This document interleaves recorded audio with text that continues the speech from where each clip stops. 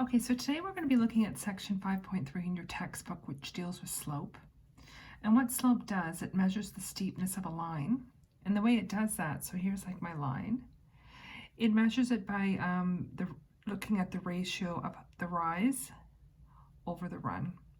Okay, and that's how you're going to calculate the slope. We're going to calculate the rise over the run. It's a ratio, it's a fraction. We use the symbol lowercase m to represent our slope. Okay, so instead of writing the word slope, right, we can use lowercase m.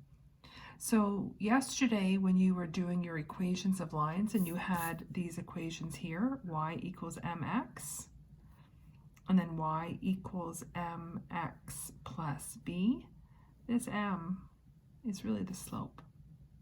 Okay, so let's look at some lines. If your line goes in this direction to the right, your slope will be positive. Okay, and just think of your number line. When you go on your number line, right, anything to the right, those are positive.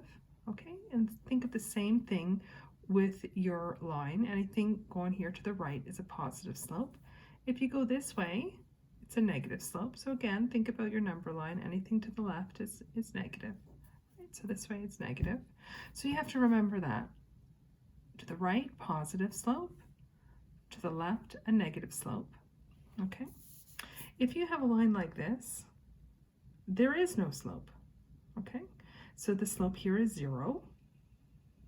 Something like this, a vertical line like that, this slope is not defined. It's undefined. Okay, so positive, negative, 0, and undefined. So let's look at some examples. So I'm giving you a couple of examples here. These are objects, and we're going to calculate the slope of these objects. And then we're going to look at each line segment here and figure out the slope. So here, I'm trying to figure out the slope of this line right here. Okay, so I know my slope is a ratio of my rise over my run. A rise is vertical, so it's this. A run is horizontal, like this. When you do slope, you do not include units, so the meters don't have to include it. So here, I'm going to write my rise, which is 2, over my run, which is 5. Okay, you can leave it like that as a fraction, but make sure that it's in lowest terms. Or sometimes, you know, you're asked to write it as a decimal, and you can do that by doing 2 divided by 5 and do 0.4. No units here, okay?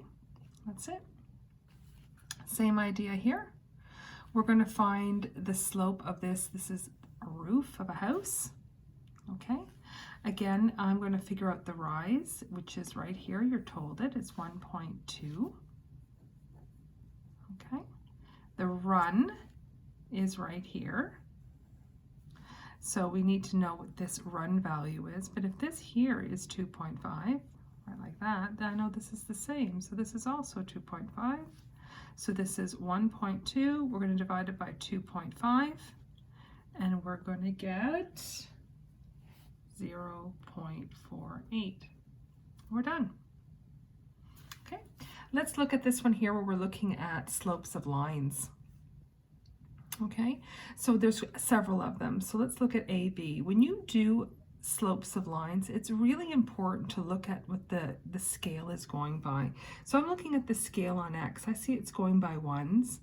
So I know when I'm trying to calculate my rise and my run, I can count by ones. If the scale was going by 2s, then I'd be counting by 2s. If it was going by 5s, I would count by 5s. And then I look at the scale on Y, and I notice it's also going by a scale of 1. So what you're going to do is you're going to look at each of the endpoints of your line, and you're going to draw this triangle like this. Okay? And then you're going to count your rise because it goes by ones. I know that's 1. And then because the run is also going by a scale of ones, I count 1, 2, 3, 4, 5. So here I'm going to find the slope, and I'm going to call it AB just to distinguish between the other line segments. I write my rise over my run. My rise is 1, my run is 5. and then I'm done. You, of course, can write it as a decimal, but I have to look at also the direction of the line. Is this going to be a positive or a negative slope? Because it goes to the left, you know it's negative. So make sure you write your slope negative. Okay, and put the negative in the numerator. Now let's look at C and D. You're going to do the same thing. Draw a triangle to the endpoints. Again, count your rise, 1, 2, 3. Count your run, 1, 2, 3, 4, 5, 6. So my slope of CD is my rise 3 over my run 6. Because this is a ratio or a fraction, if it can be reduced to lowest terms, you must reduce it. So 3 over 6 reduces to 1 over 2. Again, look at your line. It's going to the right. So the sign of my slope then is, if it goes to the right, it's positive. So I don't need to write a positive sign because it's understood to be positive. So this is CD. Okay, and then we're going to do the same thing for the other ones. So we'll look at EF. Again, draw that triangle. And you're going to count your rise, 1, 2, 3, 4, 5, 6, 7, 8. Your run, 1, 2. So my slope of E and F is my rise. It's always rise over run. So 8 over 2. Okay, again, this can be reduced. This is a whole number. It's 4. Don't write it as 4 over 1. We don't write whole numbers like that. Just write it as 4. Then again, look at E and F and think about what sign should it be. It's going to the right, so it's positive. So then I keep it as a positive 4.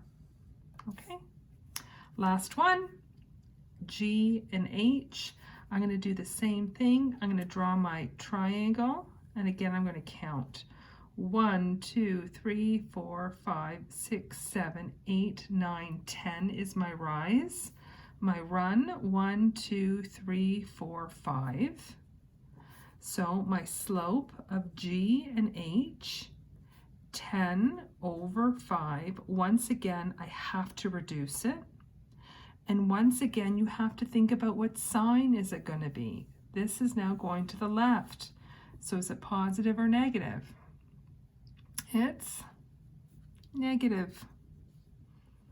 And then of course you reduce negative 10 over 2, negative 10 over 5 is negative 2.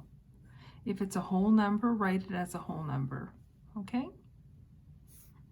And let's look at this last example here, okay? Just want to cover one thing.